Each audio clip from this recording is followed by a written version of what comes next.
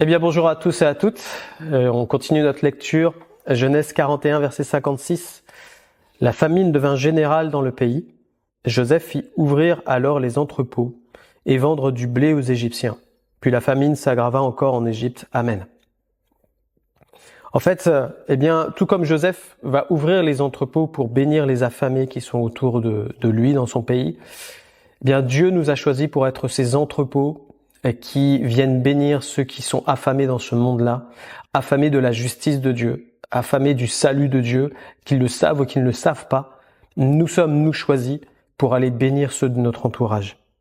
Jean 15, verset 16, « Ce n'est pas vous qui m'avez choisi, mais moi, je vous ai choisi et je vous ai établi, afin que vous alliez et que vous portiez du fruit et que votre fruit demeure, afin que ce que vous demanderez au Père en mon nom, il vous le donne. Amen. » On voit dans ce texte-là que Jésus-Christ nous dit très clairement, « Je vous ai choisi, je vous ai établi, je vous ai donné en clair ma capacité, mon autorité, par le Saint-Esprit, pour porter beaucoup de fruits. » Le fruit, c'est quoi? C'est pas seulement le fruit de l'esprit personnel, mais c'est aussi ceux à qui nous parlons de la part de Dieu et qui sont ceux qui ont besoin de recevoir les paroles qui vont les amener au salut. C'est ce fruit-là, en fait. Nous sommes appelés à être des donateurs, que ce soit dans le domaine naturel, d'aider quelqu'un financièrement ou avec notre temps, avec notre écoute, avec notre énergie, d'entourer quelqu'un, d'accompagner quelqu'un, mais aussi dans le domaine spirituel. Et nous ne sommes pas appelés à être des conservateurs, frères et sœurs. Ce qu'on a reçu, on est appelé à le partager, on est appelé à le donner.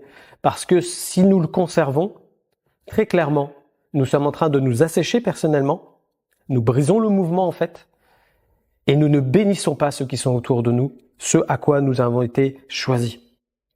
Luc 6, verset 38, « Donnez et il vous sera donné. On versera dans votre sein une bonne mesure, semée, secouée et débordée.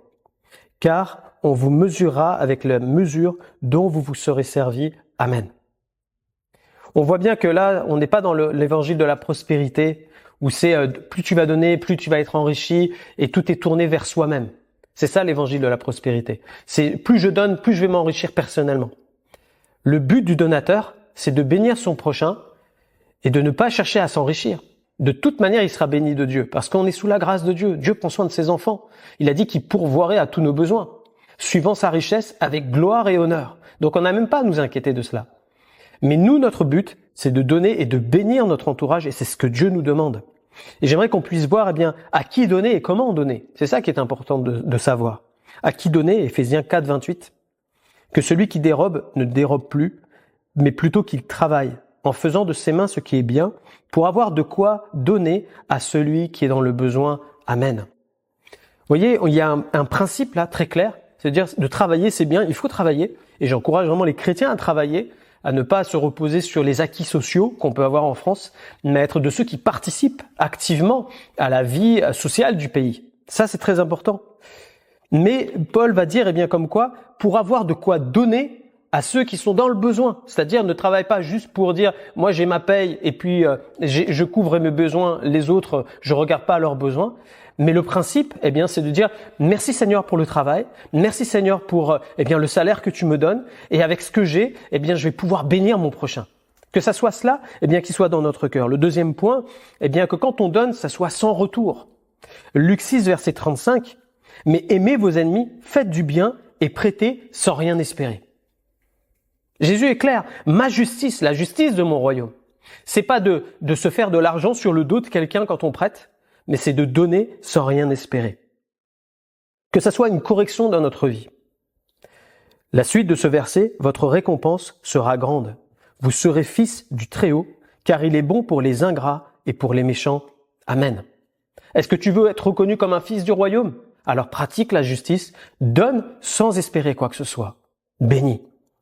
Troisième point, de donner avec un bon cœur, avec joie.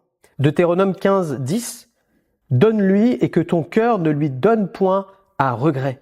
Car à cause de cela, l'Éternel, ton Dieu, te bénira dans tous tes travaux et dans toutes tes entreprises. On voit que, la manière dont tu donnes, ça va être aussi une source de bénédiction. Ça va t'enrichir intérieurement, Ça peut t'enrichir même matériellement, Dieu va te bénir, mais c'est pas le but encore une fois à rechercher. Le but c'est de bénir notre prochain et de donner avec joie, non point à regret, nous dit les Écritures. Le 4e point, c'est si tu peux. Parfois on fait une erreur. On veut tellement bénir, et je crois qu'on a un bon cœur en tant qu'enfant de Dieu, qu'on a compris qu'on est là pour donner, mais parfois on est hors limite. Il y a des choses qu'il faut respecter, il y a un équilibre budgétaire qu'il faut respecter. On n'est pas là pour se mettre dans le rouge pour aider quelqu'un. Ça, c'est pas un principe biblique bon. Il faut rester dans l'équilibre. Proverbe 3,27, ne refuse pas un bienfait à celui qui a droit, quand tu as le pouvoir de l'accorder. La Bible est très claire. C'est seulement quand tu as le pouvoir de le faire. Si quelqu'un vient te demander quelque chose, de l'aide financièrement ou autre, si tu peux le faire, alors fais-le. Mais si tu ne peux pas le faire, va pas faire un crédit pour aider quelqu'un. C'est pas ce que Dieu te demande.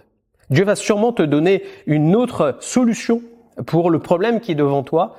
Peut-être c'est le moment là de prier, de dire Seigneur, mais qu'est-ce qu'il faut que je fasse parce que j'ai pas l'argent pour aider. Dieu peut te montrer là une direction pour pouvoir aider la personne. Qui est toujours ce cœur de donateur, de dire je veux aider, mais je peux pas. Alors Seigneur, débloque cette situation, montre-moi comment je peux faire. Et Dieu fera concourir les choses pour que tu puisses bénir ton prochain. Pour terminer ce court passage d'aujourd'hui, Matthieu 25, 40. Quand tu pratiques le bien, quand tu donnes, c'est Christ que tu honores. Le roi leur répondra, c'est une parabole, je vous le dis en vérité, toutes les fois que vous avez fait ces choses à l'un de ces plus petits de mes frères, c'est à moi que vous les avez faites. Amen. N'oublie jamais que c'est pas seulement à la personne que tu es en train de donner ou de bénir, mais c'est Dieu lui-même que tu es en train d'honorer et de glorifier à travers ta vie. Alors que l'amour de Dieu puisse aujourd'hui te renouveler et te pousser à être cet entrepôt pour ceux qui sont autour de toi. Ne conserve pas, mais donne. Donne à celui qui en a besoin et que Dieu te bénisse. On va prier. Merci Seigneur pour ta parole. Merci parce que aujourd'hui encore tu nous rappelles que tu nous as sauvés pour bénir, Seigneur, comme toi tu nous bénis. Merci Seigneur mon Dieu pour toutes les bénédictions que tu nous donnes. Donne-nous d'être de ceux qui partagent, qui donnent, qui encouragent, qui fortifient, qui prennent le temps d'aller visiter quelqu'un. Ah Seigneur notre Dieu, merci de renouveler ce cœur-là, ce cœur de donateur. Qu'on ne soit pas de ceux qui gardent, Seigneur. Merci notre Dieu de renouveler nos cœurs et nos pensées en Jésus-Christ. Gloire à toi Seigneur. Amen. Que Dieu vous bénisse. On se retrouve demain.